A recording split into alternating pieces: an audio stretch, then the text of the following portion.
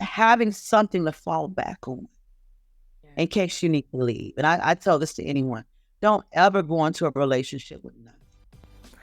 Welcome to A Sister's Love, the podcast that helps women who are healing by having those deep conversations, giving practical advice and words of encouragement. Come on, let's talk about it.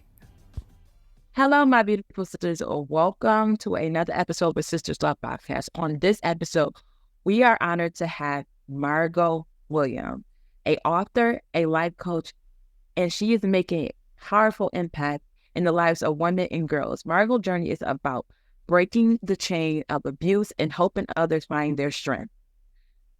And as a mentor, when I say this lady is powerful and she has some education and some knowledge that you really want to listen to, you need to tap in and listen. I promise you. But before we dive into this amazing episode, I want to introduce myself. Hello, I am Rose, your host here at a Sisters Love Podcast. And I'm just a woman with one story, one voice, trying to make a space that is safe for other women to tell their stories and to help other women heal. So if you are looking for a place to feel safe and a place to heal, then you are in the right place. I would love for you to hit the subscribe button and turn on your notifications so that you never miss another episode of a Sisters Love Podcast. Today we have a honor to have a beautiful guest, and I'm going to allow her to introduce herself and tell us a little about her and her story. Hi, blessings, everyone. My name is Margo Williams. I am a minister. I am a mentor to young women and girls. I'm also an advocate against domestic violence and trafficking, different forms of abuse. And also I trained in the area of rape crisis intervention with the Rosa Parks Sexual Assault Center. And basically what I do is I work with young girls. Many of them come off the streets. And this came about because of the things that I've dealt with in my life.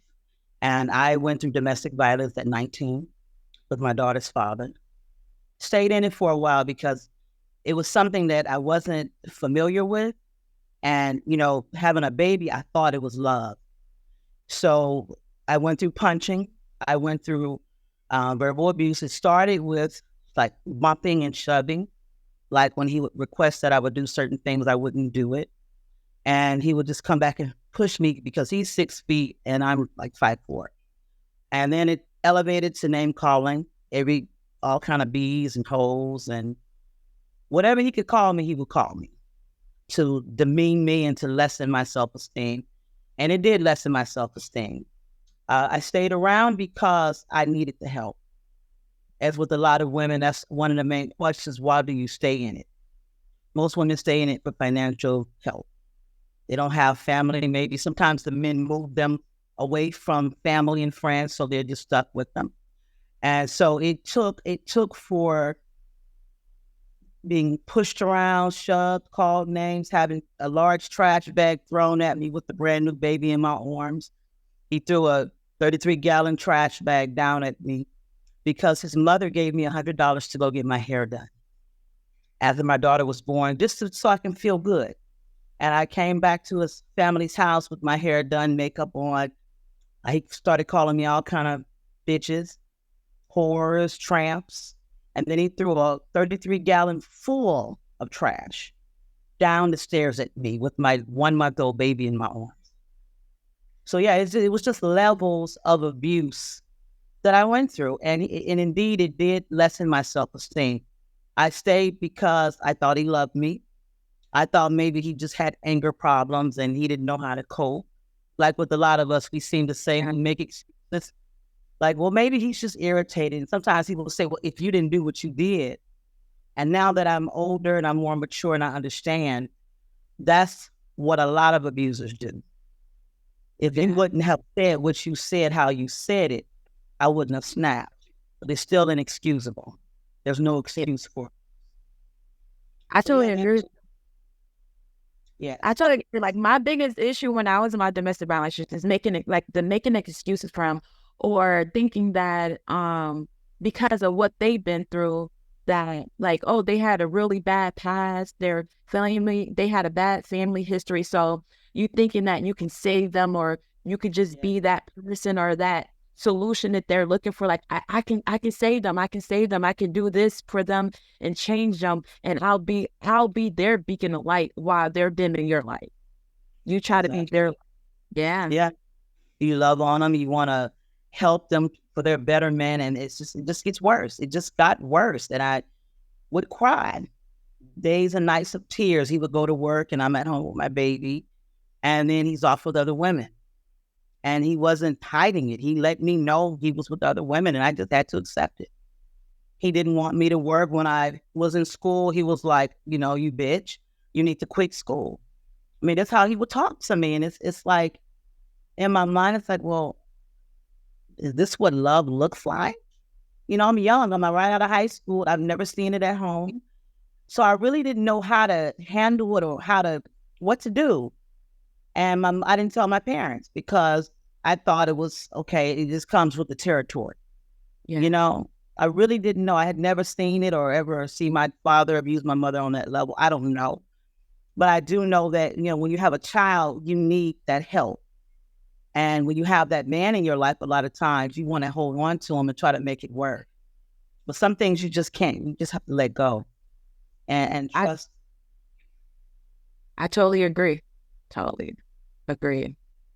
It's like when they're like the cheating in situation that happened, it's like what I experienced is like the minute they do it and they get away with it, it gets intense, more and more intense to the point they're like, well, I did it 3-4 times. She ain't leave. I'm just going to do it in her face now because I just pretty much know that she's not going to leave. It's nothing going to happen to me. So now I'm blatantly, I have her scared, backed into a corner, and financially got her back into the corner. And I already know that she's not telling her support system. So I really got her back into a system, so into a corner. So I think that's what it is. The more and more that we allow somebody behavior to go on, the more and more they feel comfortable with the behavior and the more and more intense it becomes. Yes, absolutely. Absolutely. I would confront my child's father and ask him, this is now, I don't know how old you are, but this is back when we had pagers. We didn't have the cell phones. We had the Nokia pagers. I'm 36. When I was in grammar school, it came out. Yeah, I had a pager. Yeah. That's around the time I was having my child. So we didn't have the phones. We had pay phones and pagers. So he basically is getting beeps all day. And even when I was in labor, he was just, his pager was going off. And it was just women everywhere. But when I would confront him, he would become aggressive. And he would shove me. And so what a lot of women don't realize is that, and I'm just going to say that even men get abused. I have to stop and say that because I find that when we talk about domestic violence or we talk about intimate partner, because some people don't live together, intimate partner violence, it doesn't have to be in the home. It could be anywhere. A lot of times, I'm trying to catch my train of thought. I just said something. So it's about men being. You was talking about including men being abused. Okay. So a lot of times a lot of people that are advocates, they forget the men, because I've seen men who are abused as well by women. I've seen very aggressive women with men that are more on the passive side, more loving and gentle. And for whatever reason, they're just drawn to these kind of women, which is interesting. And the women control them, boss them, and they push them around. I've seen them where women pinch the men, pop them upside the head, and the men don't do anything bad. So it's the levels of abuse. And sometimes we think that it starts off with hitting. Not always. Abuse can start off with just basically being kind of controlling. No, you can't go here. It depends on the man, and it depends on the nature of the woman. If the woman is more passive, it may start off with aggressiveness and hitting. Or if she's more on the passive side, if you're more on the strong nature side, it might start off with, with the look of love and maybe he's trying to protect you. But sometimes that protection is bigger than that. Is sometimes you think, oh, he's just protective. I don't want you to wear that because men are looking. I don't want you to go there. Maybe he's, just protecting me. Sometimes it's a controlling nature that we have to pay attention to. It's not that he's really protective, he's controlling. And we have to know the difference. And I had to learn the difference between when someone is trying to control me as opposed to somebody who's really protective. And if you don't have that father in a home or an example, you won't know, and you meet someone and it just seems like he's loving you in a way that you've never been loved, and you fall right into this trap, as a level. So for me, it started with name calling. Then once the name calling escalated, like you said, when you don't walk away, you stay in it, it just becomes more intensified. And then when I didn't leave after the months and years of name calling, then he started shoving me. He'd just walk by and bump me. And then I didn't realize that was abuse. Believe it or not, I thought he was just irritated with me and he'll just shove me and push me out the way, but that is abuse. That is one type of abuse that many people don't know about. And then it went from that to pushing. Then the pushing became punching. So for me, it was like levels.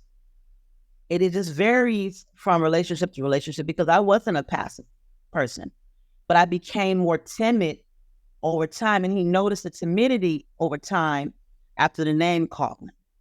The aggression just went higher. And then after I left him, I want to share this. After I left him, when my daughter was 14, he had moved on to another relationship. I didn't want him back. And I had to move after this situation because he came to my house. And I was in the car with my daughter, and she was pregnant. She was pregnant at 14. In the back seat, and the windows were tinted. And he and the girl that he lived with and his brother, they came to my house to assault me. And this came out of the blue. And sometimes we think that when we are away from that person and it's been like periods in between, that they won't come back. No, sometimes they will come back. There was something in them. They're angry because you're gone and they couldn't have their way. But sometimes they will come back to finish what they started. He came up to my car. It was pitch black because our lights were out in the back. And he began to tell me to open my car door and get out. And when he walked up, my door was slightly open and I had my key in my other hand. And he began to yank on my door and he was calling me all kind of bitches and get out. He began kicking the side of my SUV and he put a dent in my vehicle with his shoe. And the girl that he was with came to the side to help him to pull me out of my vehicle. And he asked me to go upstairs into my house. He was trying to make me go in my house with all three of them. So, abuse, we have to be aware, even when you get away from it, it's not always over with. That's why it's best to move away. I moved away after that. He no longer saw my daughter. And I moved to a side of town where his family didn't know where I lived. He couldn't find me. He passed away about 3 years after that. But I will say that was, I'm not to sound this way, but a breath of fresh air for me. I know that sounds bad, but when I got the call that he passed away and my daughter was going to go to his funeral, when they put him in the grave, when I did go with her to support her, that was like a relief for me. I knew he would never come back to mess with me again, really. That was like a breath of fresh air. Because if he was still living today, he would give me nothing but problems. And then when I got to the funeral, his father told me that he had been looking for me. That he had been asking everyone that they knew where I lived at. So I knew that had his family known, they would have told him. And his father said probably about 3 weeks prior to his death, he was coming back to California. He was in Vegas. He was coming back to California to look for me. And then he passed away about 3 weeks later. So he wasn't done. You see? And I'm thinking to myself, I've moved away to a different side of town, raised my daughter. She's now 19. And this crazy dude is still thinking about me and where I'm at. And so abuse it's something that we can't take lightly. We get too comfortable. We just can't. If you're dealing with an abuser, you need to just move away, far away, not just on the other side of town, maybe even out of state, relocate. Yeah. Go somewhere else. And sometimes, one of my friends had like a really, really intense situation. And it was to the point that she got the police and everything involved. He got arrested. And their case was ongoing, but he had got arrested he was getting detained for another case. And once that case that he was getting detained for was resolved, for some reason they released him, and they didn't let her know that he was released. And then she ended up with a phone call. He called her and be like, hold on. And she called the DA right away, like, why is he calling me? I thought he was in jail. How did he get my contact information and stuff like that? And they was like, oh, he's not. That the DA and the system didn't even know that he was released. In their mind, he was still detained. And not even 24 hours from him being released, he burned her house down. Because he knew that she wasn't home, but he knew that her older son was home. So his job was trying to eliminate the son because the son was a protector. And he knew if he'd eliminate the son, he could get access to her. Wow. That's so crazy. Yeah, we have to be careful, because even though the law is involved, they don't 100% do what they're supposed to do either. No. They're not supposed to be the protector like they say they are. Report these people, help these people. We're going to get you a piece of paper that says, stay the hell away from them. That a piece of paper will not stop somebody from coming for you. No, they really want you. They coming. They're going to come get you. They're going to finish it. I'm telling you this, man. And then just knowing after the person passed away, a loved one says he was looking for you. In the back of my mind, I'm saying, I'm so glad he's no longer. And I know it sounds crazy, but I told my daughter, I said, I'm so glad. I have a peace. When they dropped his casket in the ground, there was a peace that came over me, because I knew he would never bother me again. As sad as it is, I mean, I said, now I'm finally free of this mess. I had no peace of mind. I mean, he just popped up out of the blue at my house. It's like this one day, he says, let me just go look for Margo. Let me just go see what Margo's doing. Then he brings two people with him. So I knew what he was going to want to do once he got me upstairs. I wasn't going to make it out of that. For him to put hands on me with the 5-month-old, my 5-month-old daughter was on the floor. He was punching me with her right there. So imagine what he would do to me, and she's a teenager at this time. Yeah. So, I think that, like with abuse, a lot of times, a lot of individuals or women accept abuse because they see things in their life growing up. It may be from the home life.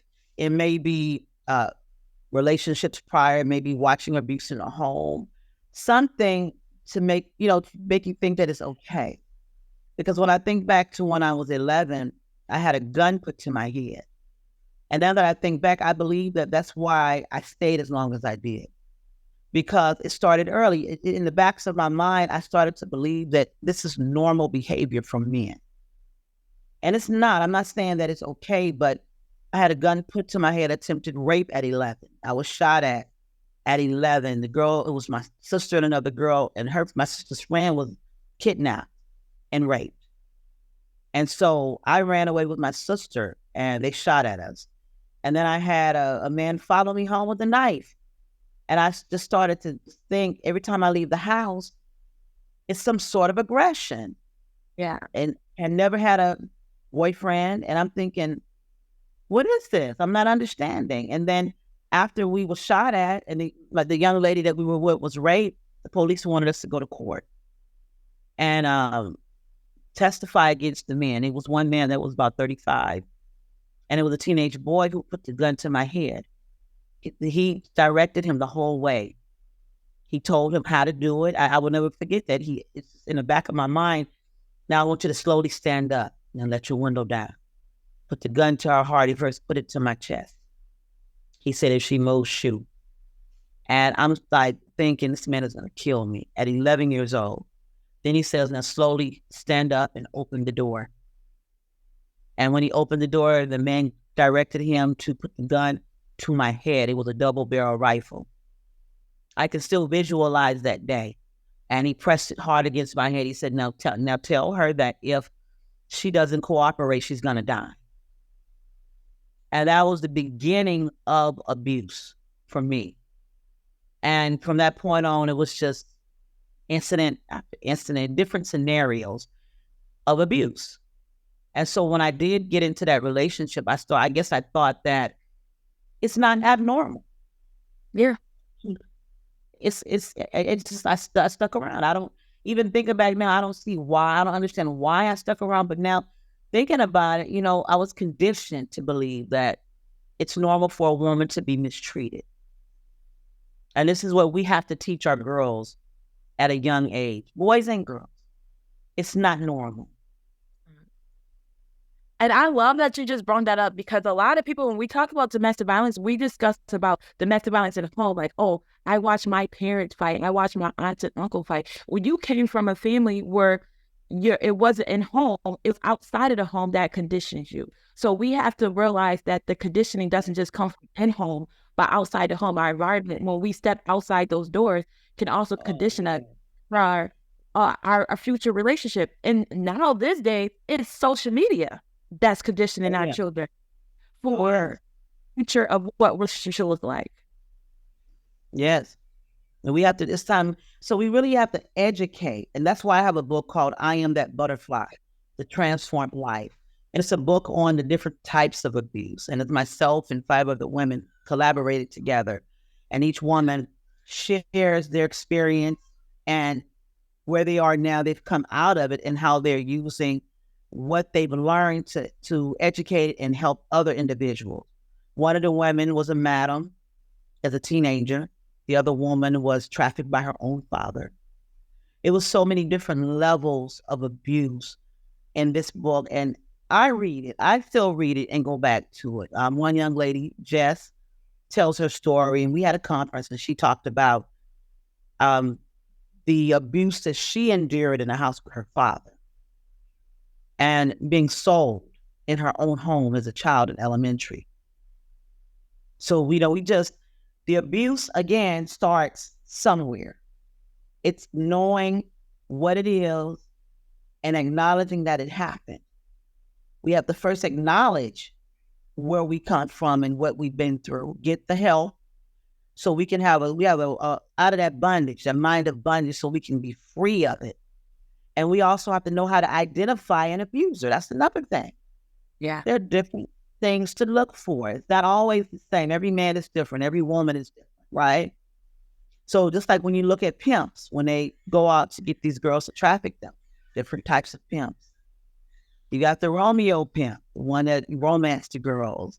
He's loving. He's buying them things, spending time with them like they're in a relationship. Then when he get her comfortable, he break her in. Now she's a prostitute, or he's trafficking her. And then you have those that kidnap the girls and just take them right in. It's more of a forceful aggression. And so I meet a lot of women who come off the streets out of prostitution. Many are prostitutes, it's not a choice. When I talk about this, a lot of people make these assumptions that women are just whores. They're just whores. No. It's something that triggered it. Whether it be like the young lady in the book, Jess, what happened to her in the home as a child can set it off and cause you to go into that lifestyle. And sometimes being trafficked all your life, you grow up in it. Yeah. And many of these individuals grow up and they become madams. They're going out to get people now. So now they're part of that industry. So it's like a whole learning that has to take place. So that's why when I meet individuals that come out of the lifestyle, I don't make assumptions. I know that it's a root to it. And some of them come out of a molestation. Some are forced into this lifestyle, and we know that abuse comes with it.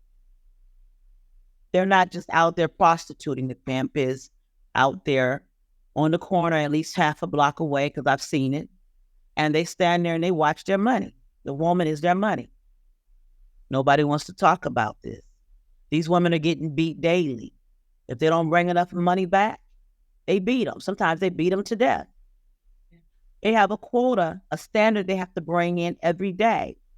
I don't know what state you're in, but out here in California, there's an area off of like Figueroa and Century. And when I drive through there, I'm seeing more and more women. This is considered a more Black Spanish area. I'm seeing women of Asian descent, Caucasian women, girls from India, places that you would never see in this neighborhood. And I said, these girls are being brought out here. These are girls that are trafficked. And I see them and they're just walking around in flip-flops. Some are walking around on their feet, dirty feet. And they're walking around in thongs and bras. And they're working these girls. It's what years ago they say a whole straw. These girls are young girls, 12, 13, 14, 15, 16. And that's what I do. I work with girls like that. A lot of them come off the street. I had one come to my house to do my braids. My daughter met her. I don't know where she met her at. Maybe she met her at the bus stop or something, but she told me about a young lady who braids hair, and she came and did my hair. She was a prostitute. And I didn't know that. While she was braiding my hair, she told me her pimp was outside. And I just began to talk to her, and she was free of him for at least 7 hours, doing my hair. And that gave us time to talk, and I prayed with her and everything. So, and she shared with me about how she pays him. She don't get the money. Just like when she braided my hair, he got the money. He knew exactly what she was charging me. So it just shows you, pimps are not only putting the women on the street. Wherever they can go make money, they take them. And they take the money. You have a quota. But these women get abused all the time. They get beat up by the customers. And then the pimps beat them. And so abuse is a problem. It's a big problem. And we need to educate young women and boys on what's the norm and what's not normal. Sometimes you don't know what normal is. When I spoke to my friend Jess, we talked about it. She says, Margo, when I was a kid, I thought it was normal for my dad to let men and women and whoever come to my door. And it's like, for somebody that's never gone through it, it's like, how can you think that's normal if you've never seen anything else? Exactly. Yeah, I mean, this is what you're familiar with. And so when she grew up, she learned it was wrong. It's like, wow, why would my own dad do this? It's sick. That was the same thing I've been through my all generation wise, like my mom, my aunt, my grandmother, my uncles.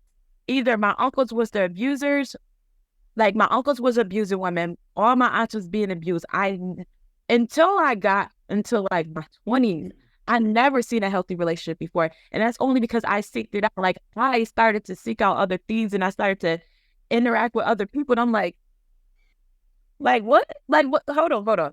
This doesn't make sense. It doesn't make sense. And then try to justify why it doesn't make sense. Like, oh, that's just an individual situation. That's not everybody else's situation. This is the normal. That is just they just, how some people just get lucky. Like that person just got lucky. This is not normal. Like you convince yourself like that person is lucky. I'm not. This is normal. That person just got lucky. So just not identifying with what is normal.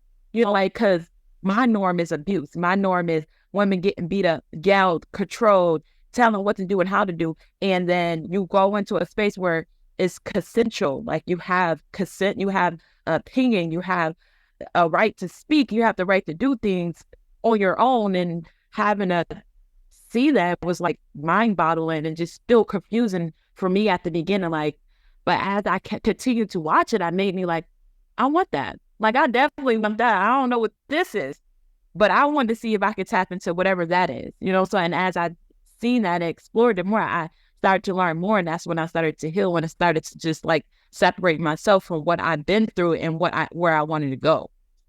Yes. It's healing. It's the healing. And I think I put in the notes that I wanted to talk about the healing process. Yeah. That's what I was going to tap into that. Like, what do you like when we talk about healing? Like, what do you want to go? Like, what do you want to talk about in the process of healing and how women can start that process when they're coming out of this abusive situation? The first part is being able to offer them the proper help. So it's knowing what areas of help they may need. Again, depending on where they're coming from and what kind of abuse, the different types of abuse they've experienced, they're really broken. And so when you're broken, it's like there's nothing you can say or do and think they're just going to come out of it and walk out. They feel like this is the best you're going to get out of my life. I'm not worthy of anything. I really believe that that's where the support groups come in. Offering support groups, prayer, counseling, getting them the right counseling, and not just any kind of counselor. It needs to be someone that can relate. Yeah. You can't take someone coming out of these kind of situations and think you can just throw them right in a psychotherapist. You know, they're going to want to diagnose them. These women need to actually be in a support group where somebody can say, I know where you are and what you've come from. I've been there. I know from me coming out of it, I wasn't listening to everyone. I've had people say, well, why would you stay in it? You knew he was punching you. I mean, what would make you want to stay in that? No, that's not the logic. It's not the logic. Yes, because people say the wrong thing. People, they don't understand because they never been in a situation. Right. And then the bad part about it is like some people that have been in this situation and they got out of it, they're still judgmental. Like I met people that like, oh, I've been in this situation, I got out of it, and they're just like like they just kind of like block that part of their life out, and then they're very judgmental towards people that's still in there. Like, well, I got out of it, why can't you do it? I did it, you can do it too. You know what I'm saying? Like they're not being, and they're not showing empathy or consideration of how that person feeling or what they, or try to go back into that space and understand why it was so hard for them to get out of it. You know what I'm saying? Or if that happened, like, oh, once that person hit me, I walked away. Like I had to shift to do it. Why you don't have to strip? You know, like not understanding that everybody's life history is different than everybody else, and we don't just sit there and just look at other people's perspective or how they raised. We're just going to a place of judgment and just thinking that we know everything based on our life experiences. Yes. And then also every scenario is different. Wow, we can talk about domestic violence, but every scenario, every man, every woman is different. You may have one relationship where the man, he's abusive, but he's not threatening to kill the person. Mm-hmm. Now you have scenarios where the man is basically threatening to take your life. So when you're dealing with someone that wants to try to take your life, you're not running out. So like in the book, I Am That Butterfly, I have phone numbers in there. And so a lot of times women or whoever may send me an inbox, and then they'll let me know, they'll talk a bit, go back and forth, converse, and then they'll let me know the scenario. And I'll ask them, is there anywhere I could send this book to you? And because a lot of them say, I can't read it in my house, but I can have it sent to a family member. And I would send it wherever they wanted to go. But in the book, it helps to direct them on trying to get out of it. There's a timing and a place for it. And usually when the abuser is gone is when you offer the opportunity for them. So there's a number they call, and then there are locations where shelters are. They'll come get you an unmarked van and pick you up. And you only take just enough for you and your children, or just you if you don't have children. And they'll take you to an unmarked building. So in the book, it teaches the women how to do it. That's why I did the book like I did it, to give them the resources that they normally would not have if they don't have any family around.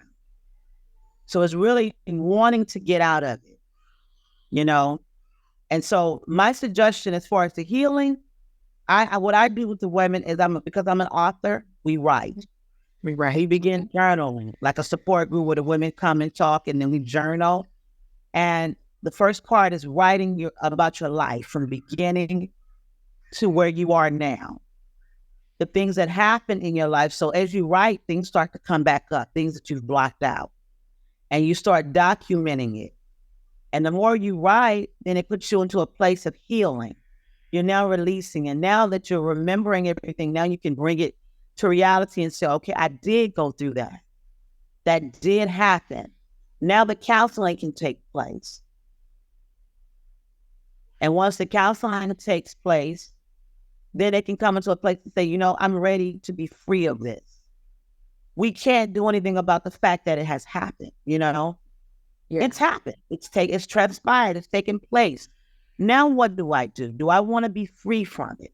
Do I want to hold on to it and not live life and enjoy the rest of my life? What can I do now? So the counseling takes place. And the more you go into counseling and you learn what to pay attention to, you learn the triggers, the things that it is that's causing you to be drawn to these type of people. That's the other thing. When you're drawn to a certain type of person and don't realize it and why. I had to ask myself, why were you drawn to these kind of men? I started to write out, this is what I do with the ladies, write every relationship you had and just think back to it. What was it like? Most people will say that they're all pretty much very similar.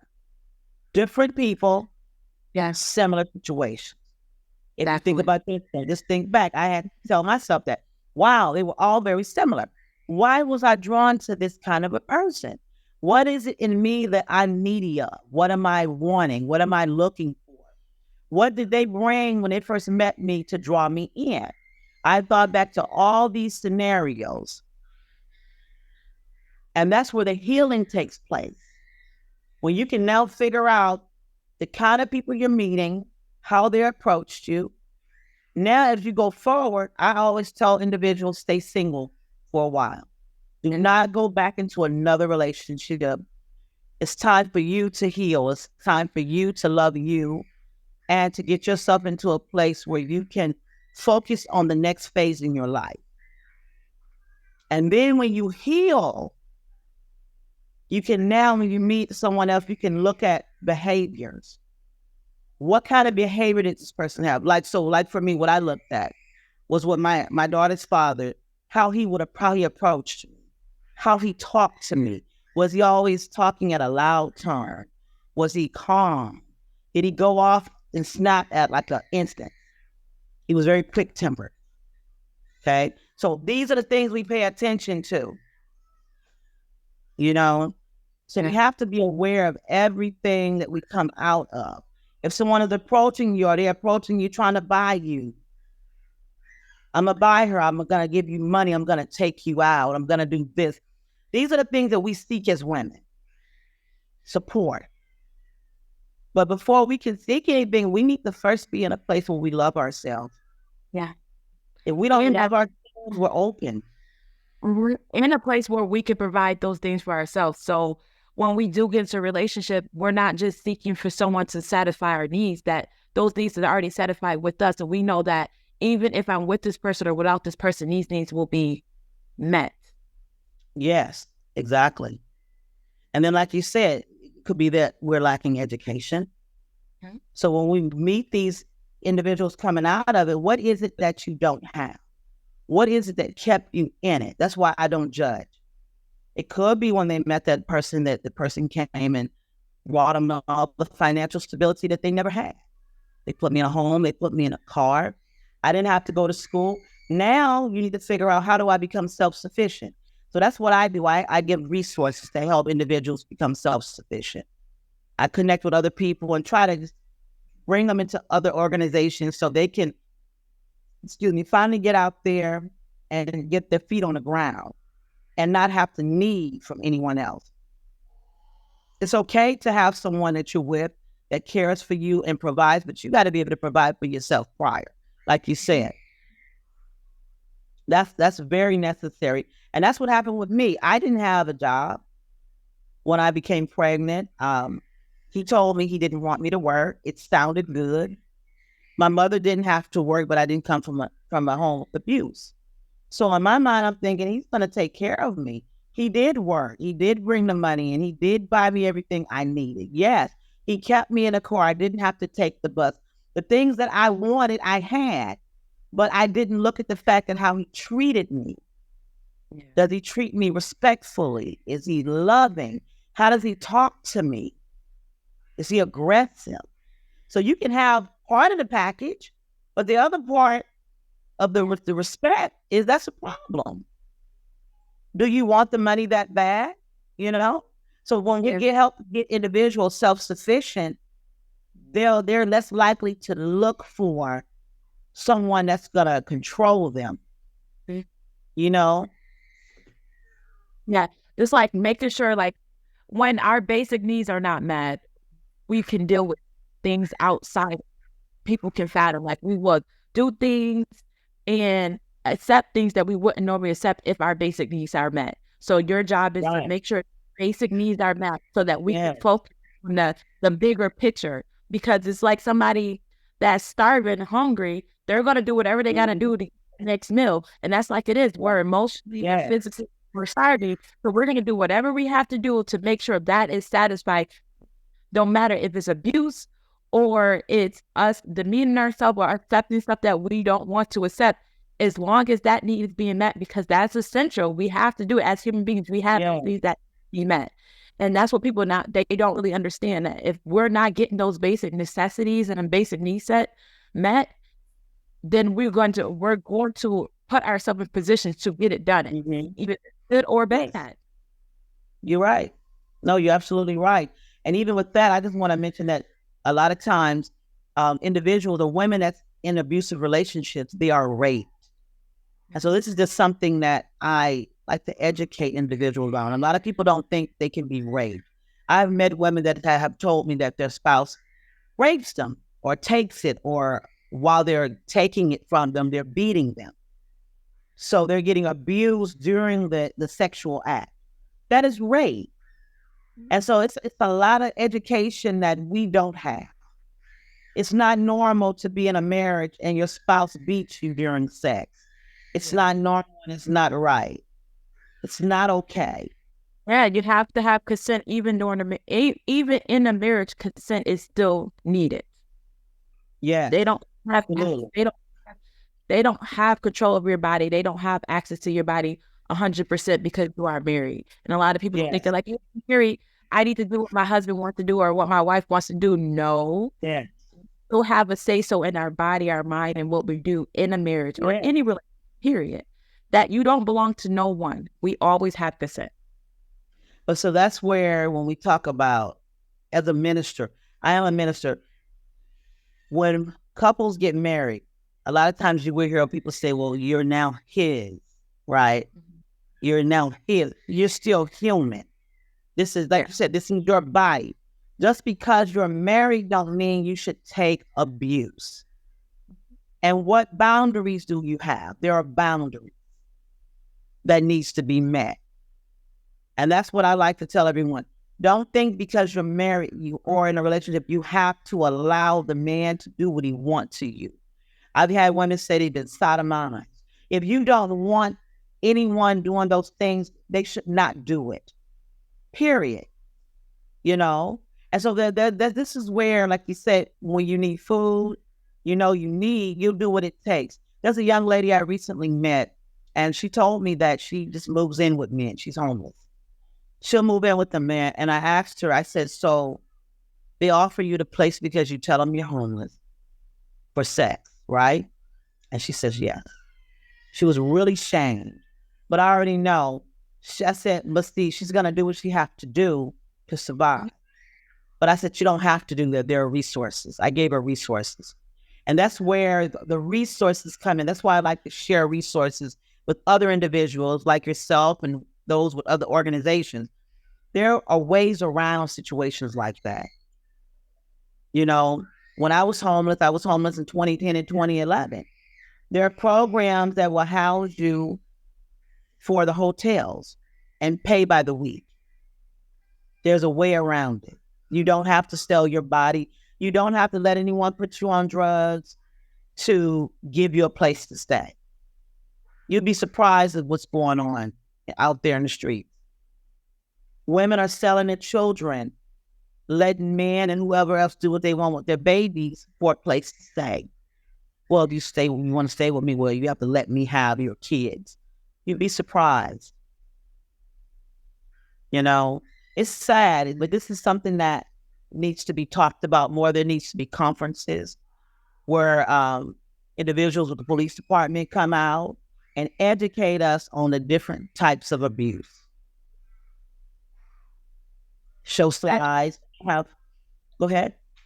I don't that's like the biggest issue. Like the police, they seem like they care, but they don't care as much as they should because they feel like, and a lot of experience that I live in New York, that they care only to a certain extent, because in my situation, called the police, told them what was going on, They told me because this person is a resident at my house that he could take a walk and come.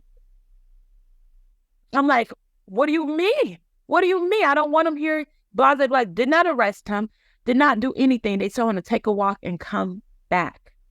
They's like, well, what do it matter? You're not going to press charges anyway. So just let him go about his time and come back. I'm like, how would you know they're stereotyping people and based on what they have experienced in the community and just assume that every situation is the same? Like, oh, we're going to go to court. We're going to waste the court's time. We're going to waste this. And they're not going to really do anything about it. So walk back and they're going to be back together and they're going to do whatever they want to do.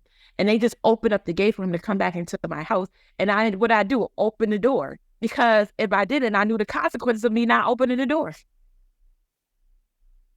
And they don't really interact. So I think it has to be more genuine police authority and everybody being involved in a genuine way. Like, if we're going to enforce it, we're going to enforce it the right way.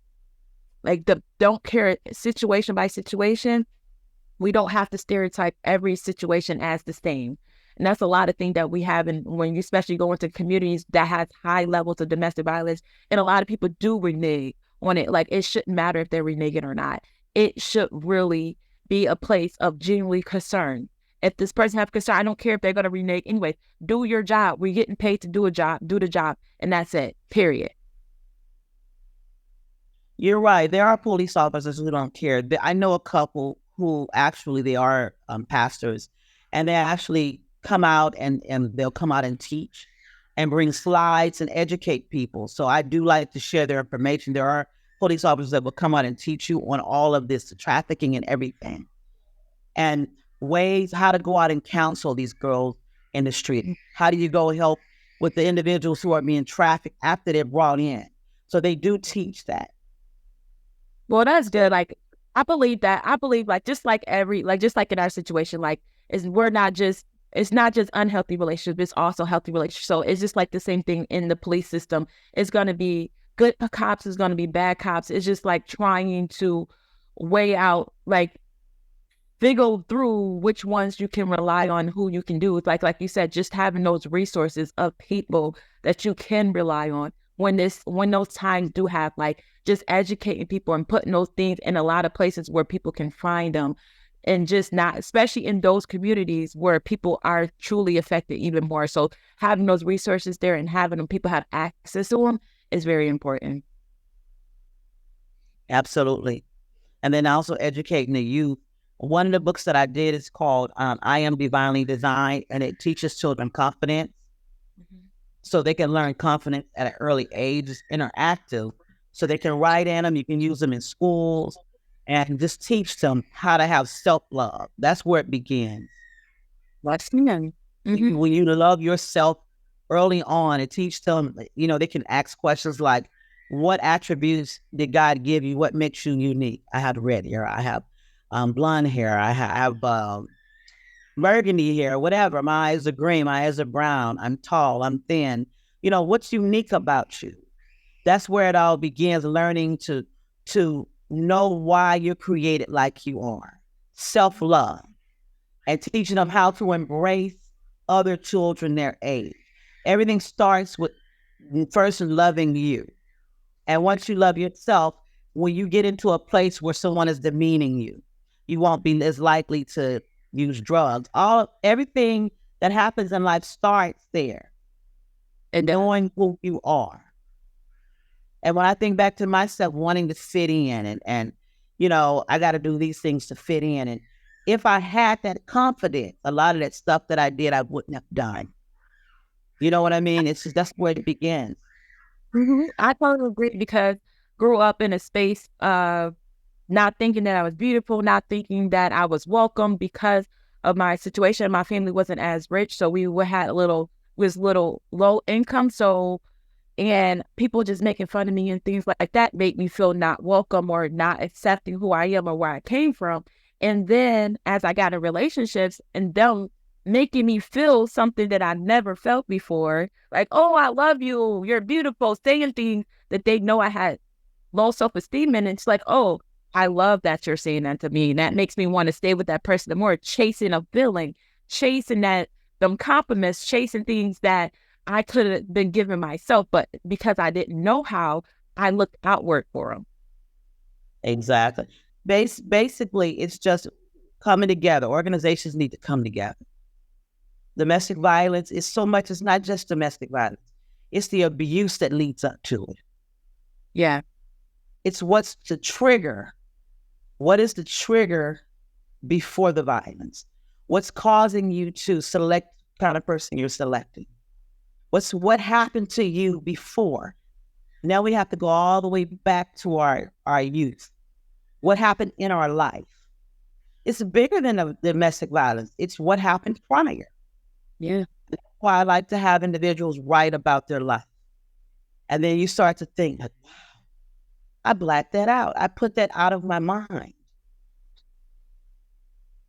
I can't believe, I know when I started writing, this is when I first started doing it, there was the opportunity for me to be part of a collaboration.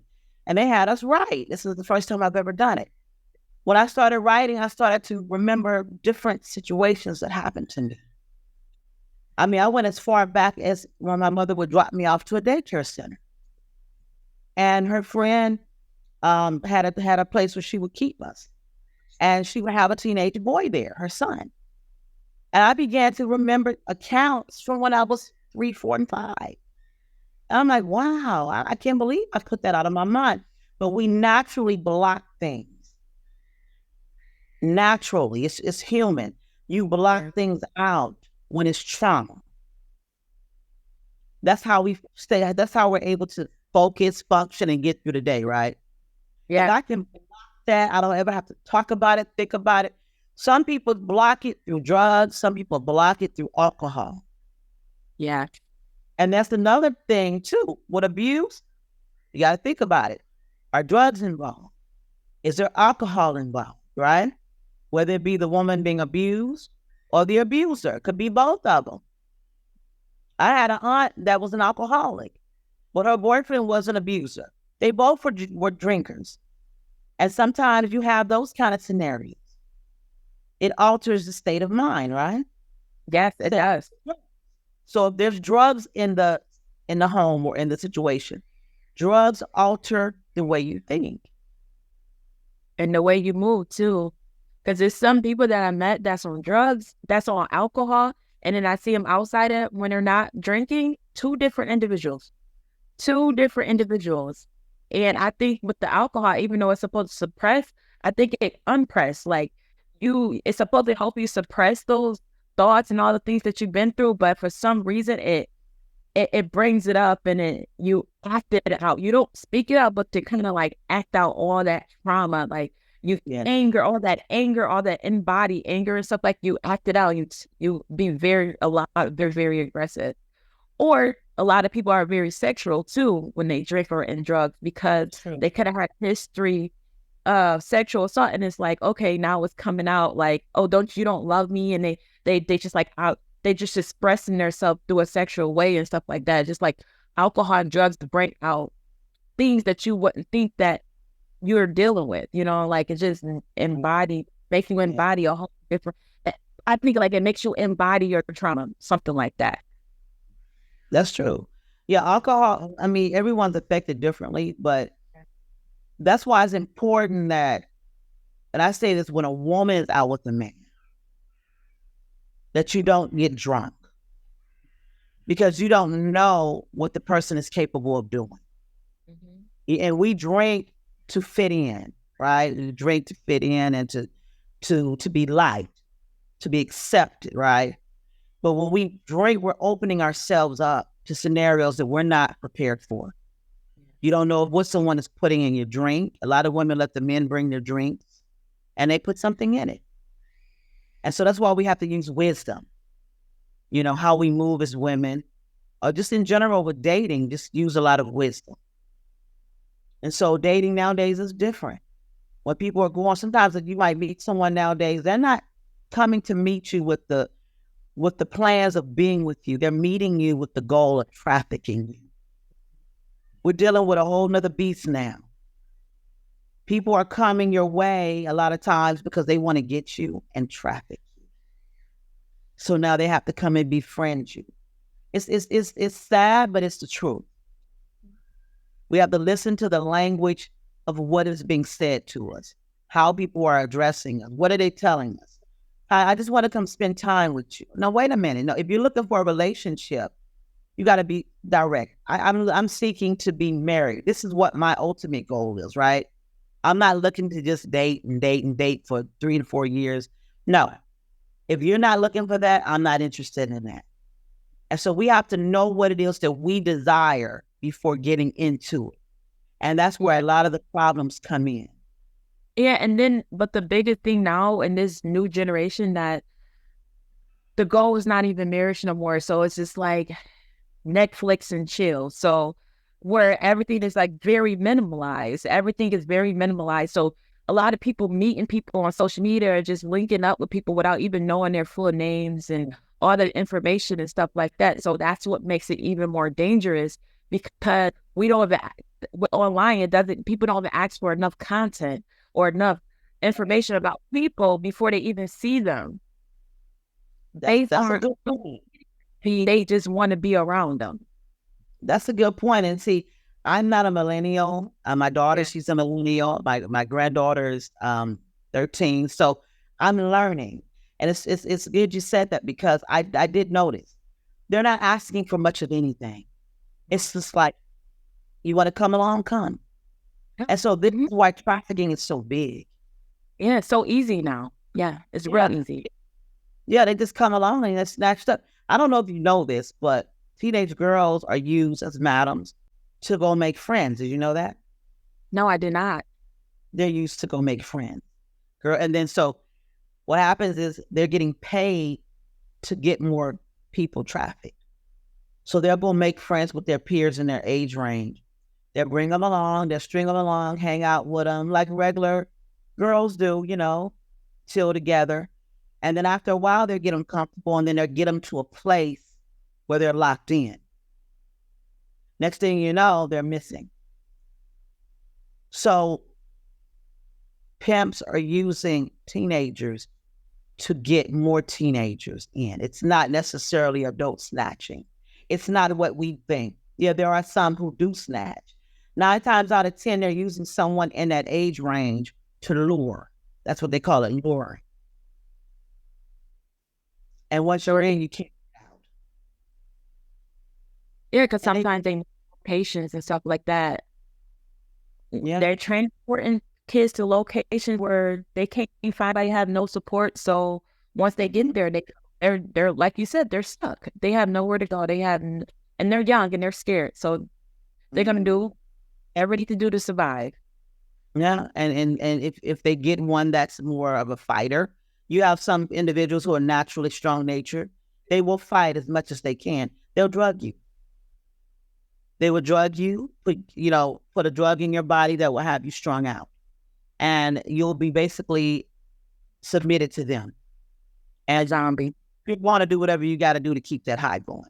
So if they get someone that's difficult, they'll have you addicted, strung out on something, whether it be crystal meth, whatever it is they give it. So yeah, this is what happens. They'll beat you into a fear like nobody could ever understand. They'll beat you so badly. So once someone is abducted or put in a place where they don't want to be, they beat you until you're so fearful that you will not make a move. And the beatings are regular. I've met individuals that's been trafficked. And when I talk to them, they tell me of the things they went through. This is a type of brokenness that I can't even explain. If you make it out of it, that's the key word. If you make it out of it, will you have a sane mind? Probably not. Many come out of this situation, they're on drugs just to keep a sane mind because they're thinking every day. Many PTSD afterwards. You don't have to be in the military to get PTSD. PTSD comes from trauma. Yeah, I had PTSD. Mm-hmm. Yeah, so a lot of people think, well, PTSD, with the veterans. No, trauma triggers PTSD. Mm-hmm. Whatever that trauma is, whether you've been shot at, you've been raped, you've been trafficked as a child, PTSD. Mhm. Whatever it is that went on for such a long period of time that you were in, and when you're out of it, your mind goes back to it. Yep. You can't rest. You're thinking about it. Some people end up on medication because of it. I mean, this is what we're talking about, and it's so deep. I mean, I have a love for those coming out of stuff like this because I've seen them. I've seen people turned around for the good. You know, I've seen them. You just gotta love on them, and you just can't take somebody, snatch them up, and say, "Hey, let's get you saved in church." No, they need a support system that someone they can come to understand. I know it's not going to be overnight. Mhm. Even coming out of domestic violence. There was one woman that came to me. She was married to a pastor, a very reputable pastor. And we did everything on the computer, like emailing and stuff. And she went under an alias name. For 20-something years, this man beat her in front of her children. When I say beat her into a bloody pulp in front of all of their children in the house, went to church on Sundays, preached, covered her face up with makeup, did all, what happens, and played a role. Come home, he's punching on her. 20-something years. So I did an interview. This is probably now, we're in 2023. I want to say around 2020, 2019. I did an interview on a show on Facebook. And she sent me an inbox. And she began to share her background. We talked on the phone a few times. She went under an alias. And she shared with me that she's hiding out. So I connected her to a group on Facebook with ladies that have come out of trauma, come out of some sort of abuse. And that helped her in her healing process. As she shared with me that he was coming out of prison. He ended up in prison because he tried to kill her in the front yard after 20-something years of beating her on a daily basis in her house. Now, the crazy part here is that he was so comfortable that he did it out beating her, but to lift her up by her neck in the front yard. He was a tall man. She was a very short woman. He picked her up by her neck and tried to kill her, and neighbors watched. He was that comfortable that he slipped up. Yep. You see that? It took him 20-something years to get caught. Yeah, because he knew that she wasn't going to tell, but he didn't. He forgot that there was other people watching. Like, you don't got them scared like you have her scared. So now you. Mm-hmm.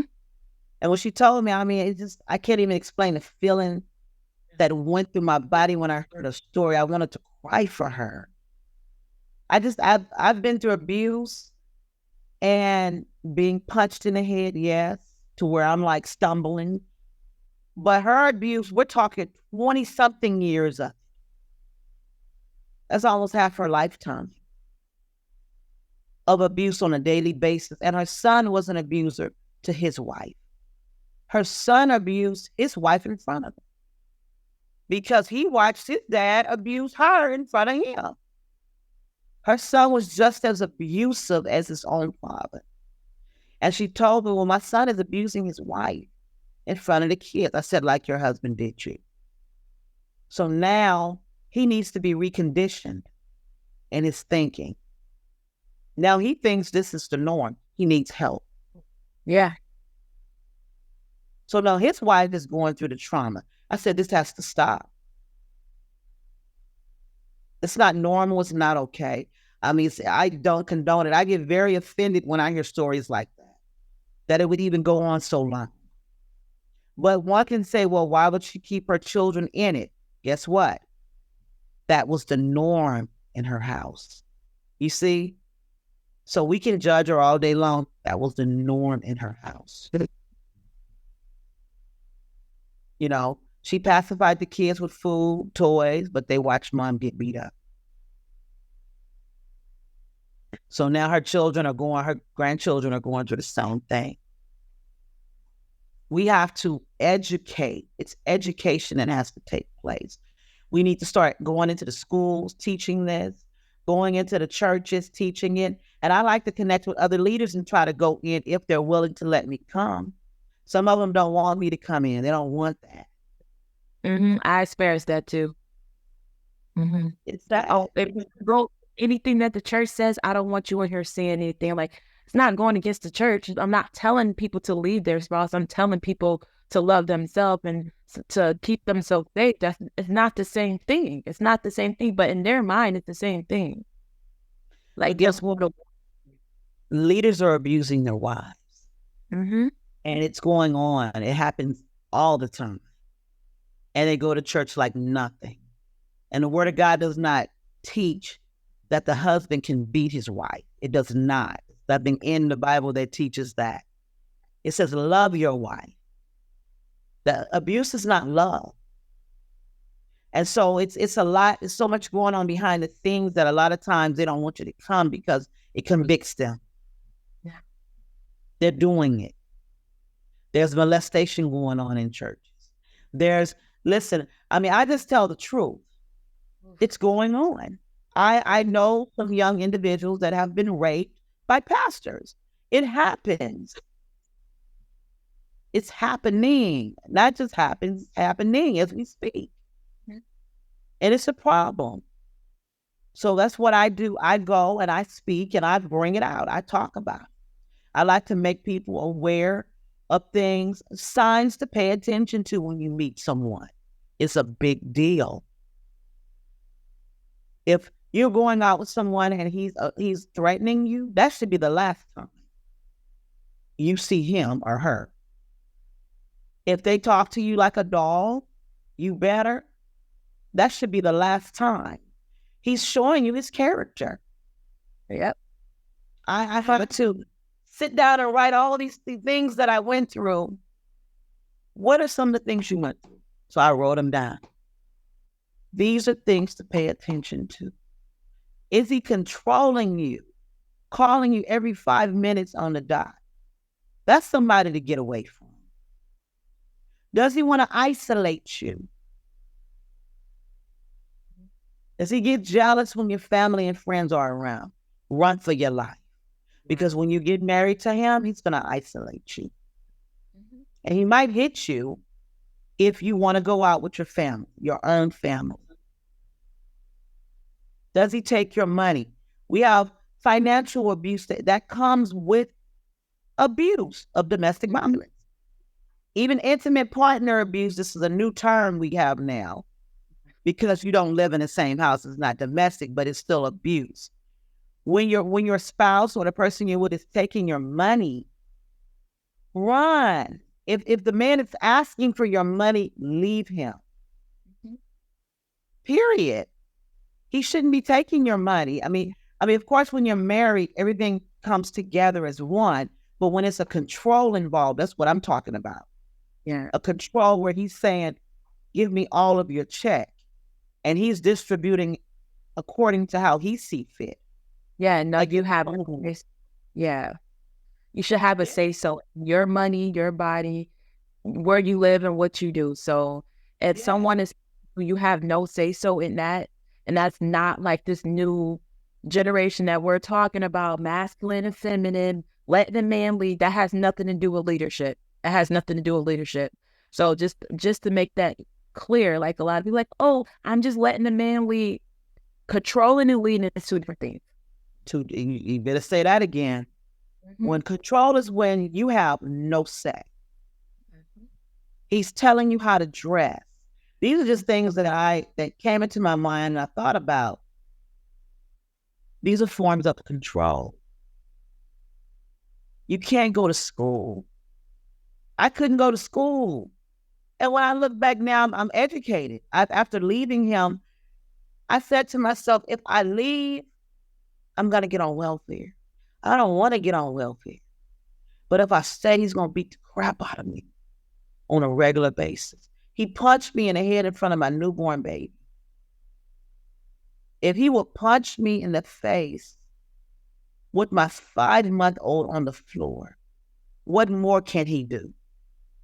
You see, he came back when my daughter was a teenager, and we hadn't been together for years. He didn't forget. He was angry. He says, I'm going to finish this and finish her too at the same time. That's why it's so necessary that we have some sort of education. You have no education, you can't get a job. You know, you're trying to get out of the situation, but you relied so much on this help that now that you're out, you don't have anything. Mm-hmm. It's important to have some sort of training, whether it be a trade. It doesn't have to be a degree. My father always told me, you need to be self-sufficient. When I came out of it, I started going to school, and I thought about it. Yeah, so it's basically having something to fall back on in case you need to leave. And I tell this to anyone. Don't ever go into a relationship with nothing. It sounds good. I recently met this guy. I want to share this. And he's a very wealthy man. And I met him before. I met him, not recently, but we got back in contact. He contacted me after a couple of years. Has a lot of money. He moved to Ohio. And he called me and he says, hey, I want to take you out for your birthday. My birthday's today. I said, I want to sing back in. Thank you. He said, I want to fly in and I want to take you out and spend a whole day and just let you have a good time. So he began offering going to restaurants in Beverly Hills. He says, I know a restaurant, send me the link, look at the restaurant and see what you like. And this was a test for myself to just observe his character and his behavior. And then I asked him questions, like, what are you looking for?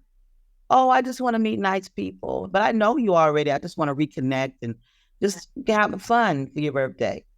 And then I started thinking he's offering too much, too soon. Why is he offering so much? And that's what women like.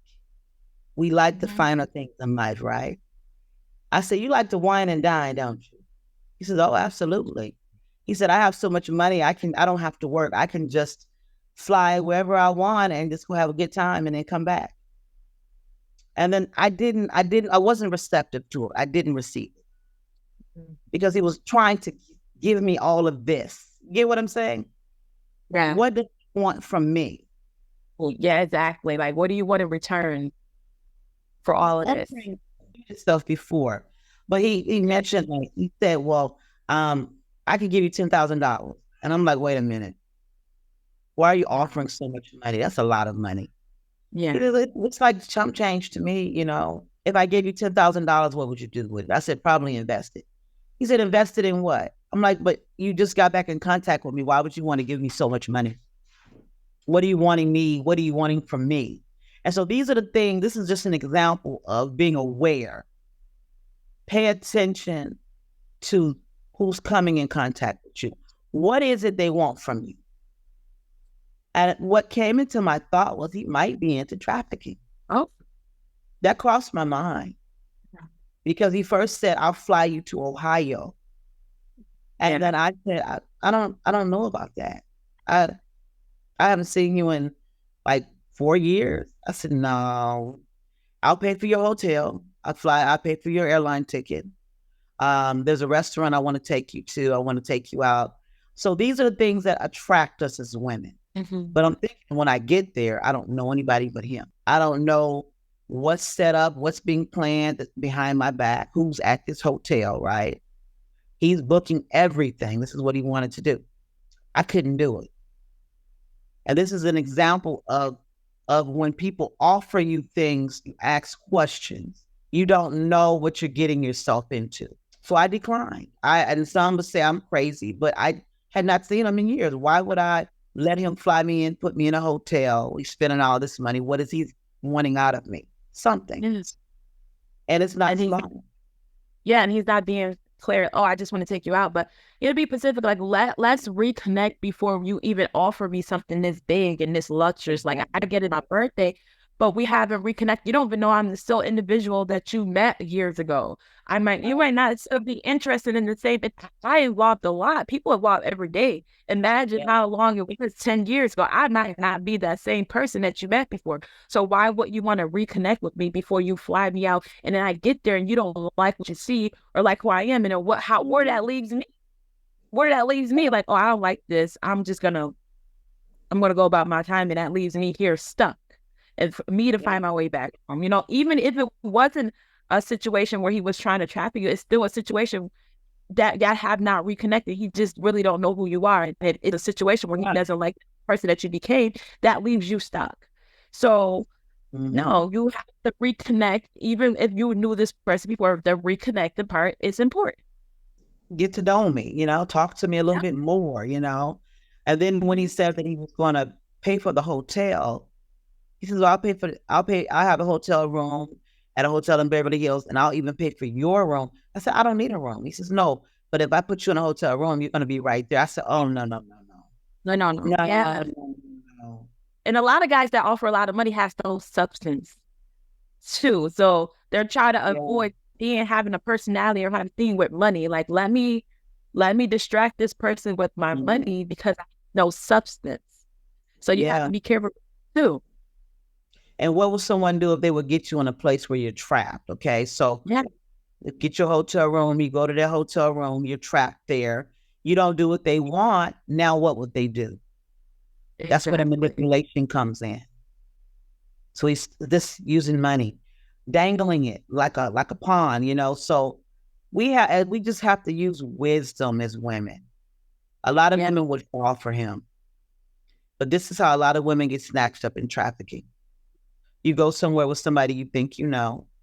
They have the setup and they have somebody there to snatch you up. Yeah. They're making money. They get paid for every individual that they get in trafficking. And so, it's just really self-love again. It goes back to that and not accepting any and everything that come our way. Do we have self-love? I have self-love now. I don't want all the riches because you want to give it to me. You know what I mean? I work for things. Yeah. Mm-hmm. Totally understand. But we're going to end the episode right here. Before we end, do you have any advice for the listeners? Anything that you want to tell them? Yes. Pay attention to the warning signs when you meet someone. That is the key. When you meet someone, if they're aggressive, if they're yelling at you, they're controlling you, manipulating in any shape, form, or fashion, they're trying to give you the world in the palm of your hand and you don't know them, be aware. Use wisdom, take your time, get to know a person. Don't be in a hurry. Love yourself. If you don't love yourself, get into a place where you have self-love. And if you go out with someone, let your family and friends meet them. Mm-hmm. That's what I learned. Do not go alone. Let everybody you know who they are, the kind of car they're in, where they live, their name, in case something happens. Never put yourself in a predicament where you're stuck. That's my advice. True.